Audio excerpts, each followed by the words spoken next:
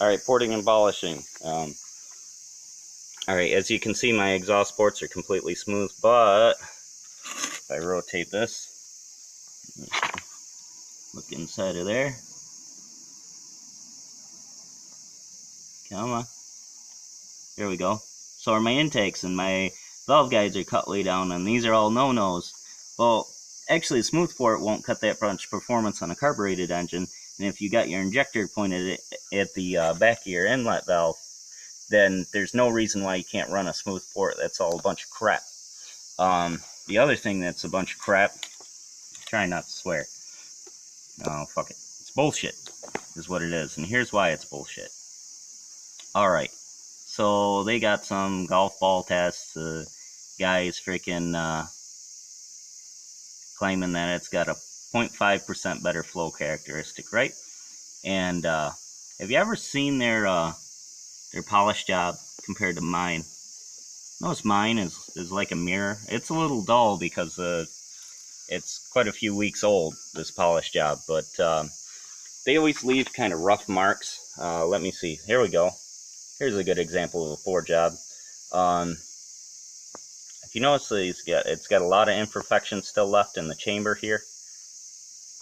Well, that's no good on a port, and that's actually no good on the chamber. I have a lot of porosity, and I don't want to take any more metal out, so that's my choice. But you'll see these kids, and that's what they are. They're kids that don't know what they're doing. I don't care how old they are. They won't do a nice, clean, smooth polish like this, and they're claiming that the dimple has better numbers. Well, of course it does. It's because it's creating a better boundary later. This will provide the same amount of laminar flow as the golf ball dimple effect will. It just depends on how much you open up your material. You might have to open up this port a hair more for the same amount of flow. Alright, so why do this instead of the golf balls, besides golf ball deal being a big waste of time, the dimpling? Well, this head isn't new, and when I got it, it was all black inside, just like every other head I've ever gotten and worked on. Well, gee, why is it black? Well, it's black because we got exhaust gas that gets recirculated into the head. Not on this car, I don't think. But we also have crankcase ventilation, which gets recirculated back in the head. And a lot of road-going vehicles, it's totally illegal to do what I'm going to do on this car, which is have a vent to add. I'm going to run a catch can, of course. I'm not that much of a devil. But anyways, you have all this crankcase junk, and it goes in here, and it cools off, and it sticks to the walls. Now, I did a full port job just like this on my 96 Audi A6. I did it on both heads and the intake manifold. It took me forever. It took like 200 hours or something. This is 198 right here. But anyways, I spent all that time, and then I had a head gasket blowout because I was running the wrong timing for the wrong fuel. And that's a long story, but anyways, I popped it apart, and it was real easy because I had everything set up to come apart. And when I popped the head off, there was a little bit of dust in there, and I wiped it out with a rag, wiped all the ports out with a rag, and I was done. And it flowed just as good as new. Now, try to do that with a rough port and see how far you get. I promise it's going to be a pain in the ass. Another thing is, if you're going to polish your combustion chambers, don't leave them like this. This is just like, you can clean them up like this. This is fine, but don't expect any gains out of something like this. This is kind of like a nasty kind of deal here. I don't know if I already said it because this is the fourth time recording it, but there's a lot of pitting and stuff, a lot of porosity in this head, and I don't feel like I should cut that much material off and then deck the head to make up the difference. Some really important tools when doing this. Before I even get into there, I CC'd the, I did this without a flow bench. That's what's really important. And I guarantee this will flow just as good, if not better, than a bench tested head. And here's why. I did my math, and I calculated my valve area minus my stem area.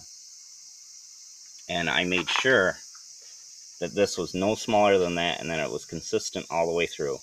This either will funnel down to the valve sizes, or it's going to stay consistent with the valve sizes. Now, if you funnel it down, that's some black magic, and you got to work really carefully, and you have to have some tools, and I'm going to show you the tools. These are all, by the way, these are all 115, 115, 115, 116. There was a casting defect in this. It's actually right where my finger is. But it's not a big deal. 1cc's not huge. All right, here we go. Here's my magic tools. I got a syringe, and somewhere in this godforsaken catastrophe that's getting cleaned up is, well, here, I'll just use this to show you. But I got a piece of acrylic that's bigger than this, and it's got a hole drilled in it. I wouldn't suggest using that syringe. You should use a burette, sorry, not duet, burette. Thinking about dancing, I guess. You want to put your spark plug in there, all your valves in, you want to seal them up with Vaseline. There's a great video by ETCG1 that'll show you how to do that. But anyways, they got a hole in there. You get this nice head nice and level, and you try to not get any air bubbles, and you fill it up, and you see how full it gets. Alright, so that's 40, 40, 39, 40. This one you can grind a little bit more than the other ones. Actually, these are all 39.5. And then keep your valve sealed in your head. You can screw around like I did and use your fingers, or you can actually set it up right and use some tape and a piece of foam, or you don't need much. You don't need to go out and buy springs if you don't want to. Just have to have enough pressure, resistance to hold the water pressure up. And then you use your burette the same way, or you use your syringe. You fill these up. If you have to use more than one syringe full or more than one burette, you're going to want to do it twice at least. I checked these 3 times because I had trouble with air bubbles just about every time. So actually the first one I did 5 times, and then the ones after I did 3 times after I got good at what I was doing. Anyways, I checked these 116, 116, 116, or 115, 15, 15, 16, 1cc. Not going to play with it, but if I needed to play with these, I could play with these for just 1cc volume. And these were fine. I polished them. I'm not double checking them until after I deck the heads. And hopefully I will go down 5cc. Well, hopefully I took off 5cc. And hopefully I will gain 5cc. If I need to gain anything, there's lots of little defects that I can shave off of here. I doubt I'm going to need to, though. I'm probably going to keep it as is. It has to be close. It doesn't have to be perfect. Within 1cc or within 1 gram, it's not a big deal. Anyways, same deal here. You'll put your valves in, seal them up, make sure nothing's dirty. That's a big deal there. And you know, if everything matches, you're done. That's it. You make sure everything's oh. This video wouldn't be complete without those. Oh. Maybe I can't find it. Maybe I should have stopped recording and got my stuff together. Alright. So that's not here. I was hoping it was. Oh, there it is. Alright, really important tool. Really small, really important tool. This one was my grandfather's, so it's a nice one, but it's old, so you gotta kind of use it a special way. Alright, this thing.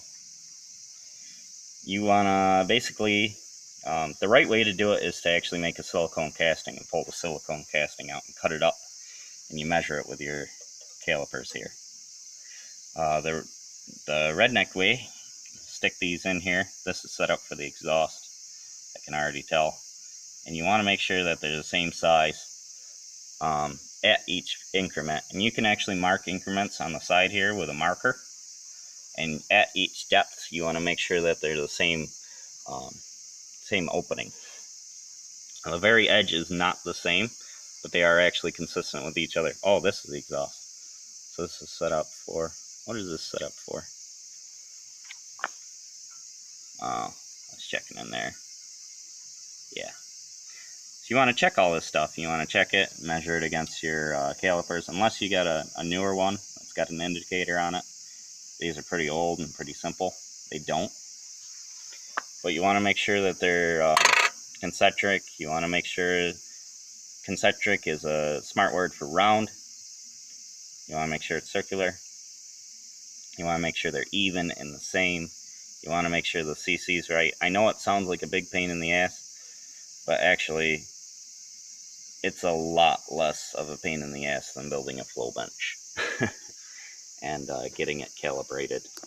Also, your flow bench should always be used for double checking, which this was double checked. This is one of the best heads to have ever sat on that flow bench. Checked by a professional porter who does this every day of his life. So, yeah, you can do it at home. You don't need the golf ball dimples. It's my choice to make this smooth for carbon, and I think it's the right way. I really do. If you have a lot of porosity, you got to be careful. It's a junk head, really. This is not a head you should use. This head should have went right in the trash, to be honest. There's lots of defects here that I shouldn't have taken out, so I didn't. And if you look in here, it's real nasty. Try not to use a head like that. If your head comes off your car like that, get another one. These heads are really rare. This head costs about $2 grand, so I'll live with it. Alright, if you learned anything from this, leave a comment.